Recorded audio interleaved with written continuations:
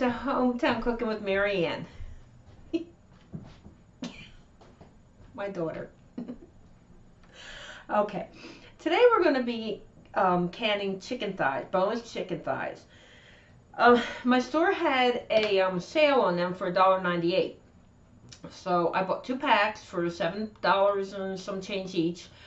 But it came to 7 pounds. So by the time I got the fat off of it, I have 6 pounds. So what I decided to do this time, instead of just jarring it in broth and not seasoning the meat, is I seasoned the meat last night, and you can use any seasoning you want. I used garlic and pepper and cilantro, poultry seasoning, and herbs de Provence, and put it in a container, closed the lid tightly so it wouldn't contaminate anything in my refrigerator. And right now what I have is I put it into a pan. My oven has been at 400 degrees and it's preheated. Yep, it's preheated. Let me put this in there and I will talk to you for a minute. Tell you what I'm going to do. Every so often I'm going to stir that until everything is opaque. What I'm going to use is my bone broth. I have 2 quarts. I'm figuring on 2 pounds easy for my jars. So I'm thinking 2, 4, 6, 3 jars. I'm going to wash at least 4, maybe 5, just in case. I always like to have it ahead of time. Let's see what else. Okay, so wash your jars and the lids, and I'm going to put my jars, after I take the chicken out, I'm going to put them in the oven to keep warm so they don't crack or anything. And then we'll be back and I'll show you how to jar it. Okay, we're back in the kitchen. Now here are the steps I took. I took the 2 jars of bone broth. I put them in the pan and I boiled that. I cooked my chicken till it was opaque, so it looks really nice. I got a little thing of vinegar ready. That's to wipe off the rims. I have my funnel. I have clean. Everything has to be clean with this. And I have my little spatula spoon. My lids are in very hot water. According to the Ball Factory, we don't have to boil them anymore. And I have my rings. Okay. When you are cooking the chicken, it's okay to use the same spoon but when you see that it's cooking down, keep a clean spoon every time so you don't contaminate, because you don't want to put like a spoon that's been in raw meat into cooked meat. So everything has to be clean when you're working with this. Even though when I do can with the pressure cooker, it's going to kill everything in that jar, botulism, everything. Okay, now, and I'm going to take out one at a time. If you have a dishwasher, which I don't, you can put them on your sterilized setting. Okay, let's put this. This is clean. Everything's clean. And we'll try not to put the juice in here so we don't have much sediment in there. And just fill it up. Anything left over, like I said, I have my last jar of chicken that I have out. I think I'm going to make a stir fry, especially if I have extra broth. Now it has to be filled to 1 inch below. It doesn't have to, you don't want to go too far because it may not seal. Oh yeah, and where is it? My favorite little deep bubbler. Anything no metal, none at all. Must be plastic or anything but metal. Okay, now we're going to pour our bone broth in. This is going to be so good, especially since I seasoned it. And if you don't have bone broth or broth, you can use water. Okay, I'm going to debubble it. And I do this so that the bubbles come out. And I know how much headroom I have in here. I can put a smidgen of broth, not much. Just a little. Okay. That worked out. I have paper towels over here. Yeah. Now I have my vinegar, and I'm going to take a clean paper towel and dip it in. And this is to clean the rims, because you want a really good tight fit when you process. And that way you can also, when you're washing your jars, you make sure that there are no cracks on the top, or you won't have a good seal. Okay.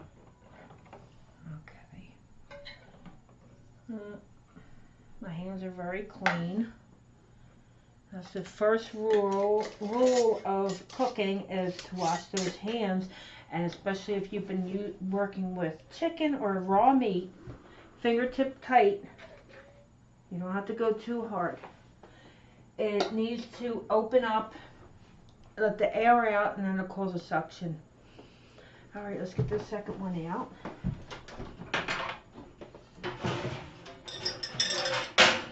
We'll see how many we do. It might just be 4. I'll do one more for you, and I won't bore you with it. And we'll be back after I get them all filled up. Let's do one more. Now this juice in here is not completely cooked, because the chicken isn't cooked all the way. You don't want it cooked all the way, because you want some of that juice to get into here. Try one more. Let's see what happens. Let me get that down there. Okay.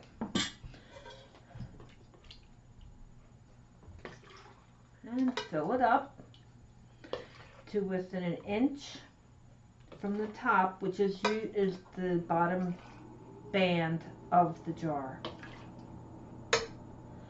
It is so rewarding to go into your pantry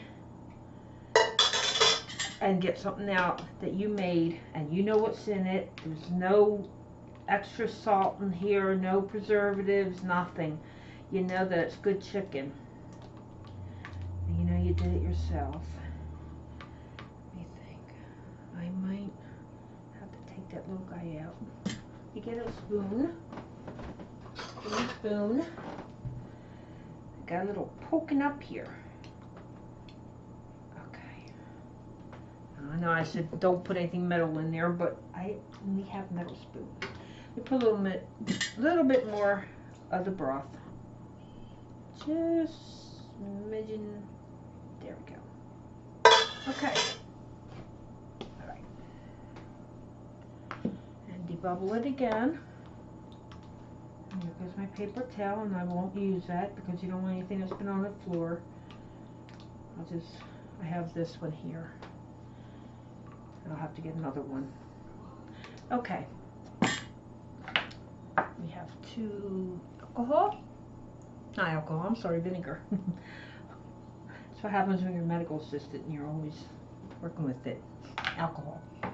Okay. That was vinegar. Get your lid. And your ring. And your glove. Fingertip tight, and in we go. Okay, and we'll be back. And I'm going to do all the rest of the jars. I'll let you know how many, and when I get them into the canner, we'll be back.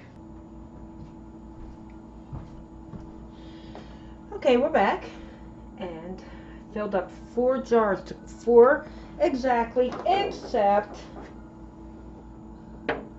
for 2 little pieces.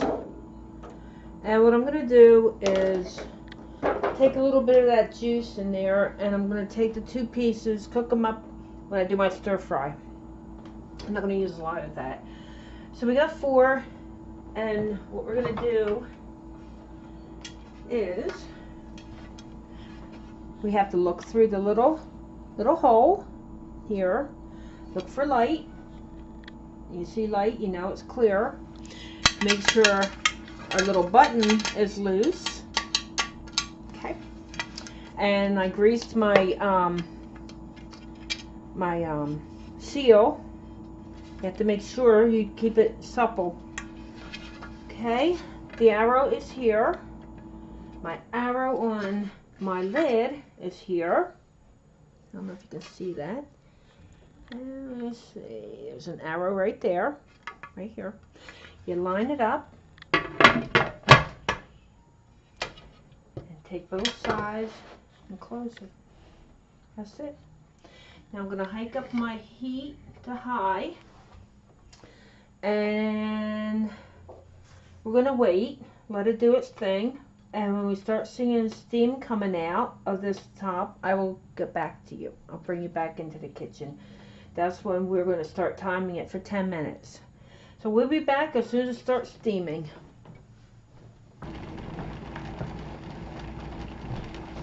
Okay, now, see if I can get you to see the steam. No steam, okay. Okay, there you go. See that steam coming up? Okay. Don't need to be rough with you. Okay. That steam has to come out of there for 10 minutes. Setting a timer. In the meantime, I cooked the chicken that was left over down. And that'll be going into supper tonight. Okay, we'll be back in 10 minutes. And I'll let you know how much weight we put on and for how long.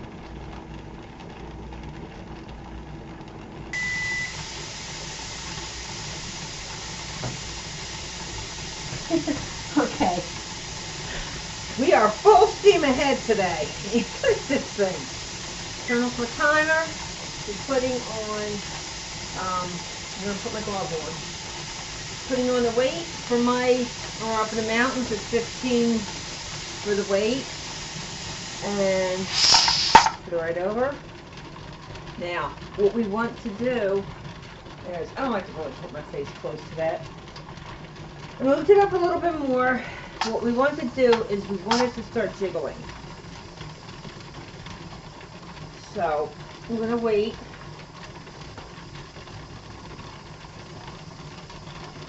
Because once it starts jiggling, and that's the steam coming out, you want to keep it steady. You want to bring your heat down a little bit because you don't want it going too strong. All the steam will come out, you'll wind up with no water. As soon as it hits the pressure.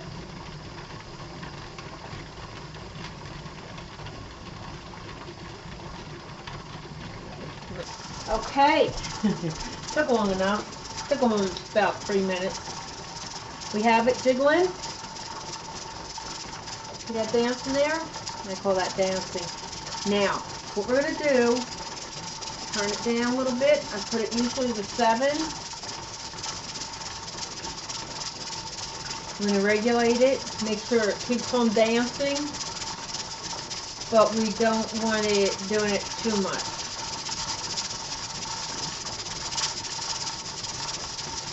I have no gauge on here, so I have to go by experience, and I have to go by the height of the heat.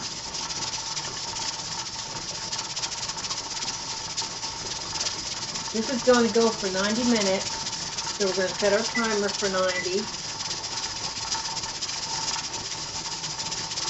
That would be an hour and a half. Okay.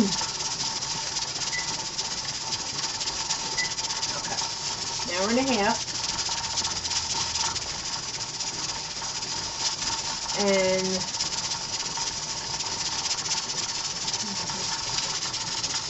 down to 6.5. Now if that stops jiggling, that stops dancing, you need to start your timer all over again. I have it at 6.5. From my experience, it should stay like that.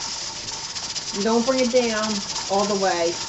Like I said, have it stay up like that. Okay, well, we got an hour and a half, and my husband should be home from work, and I think it's time to start supper. Got the chicken. I have my canned chicken from last time. I made it November 29th last year. So we're going to have that. We're going to get stir fry, little rice on the side. And I hear the dog barking, and I'm going to go find out. So I will bring you back in about an hour and a half. Okay, welcome back to my kitchen. It's been actually 2 hours, and I waited till it all settled down, took the lid off, let it sit for about 15-20 minutes, and we're ready to take it out. Okay. Here we go. And that's what it looks like. Let me bring it up close. See? It's beautiful. It's bubbling. And it's ready to go. Okay, we're going to sit it on the side, keep it away from drafts. Leave the door shut because it is cold out. Okay, I want to thank you for coming today. We put up 4 jars of chicken thighs, and let them cool off. And tomorrow, when they're completely cooled, you take the rim off and you give them a good washing with hot soapy water. And you'll have chicken when you need it. I want to thank you and ask you to subscribe, share, and hit the thumbs up like button.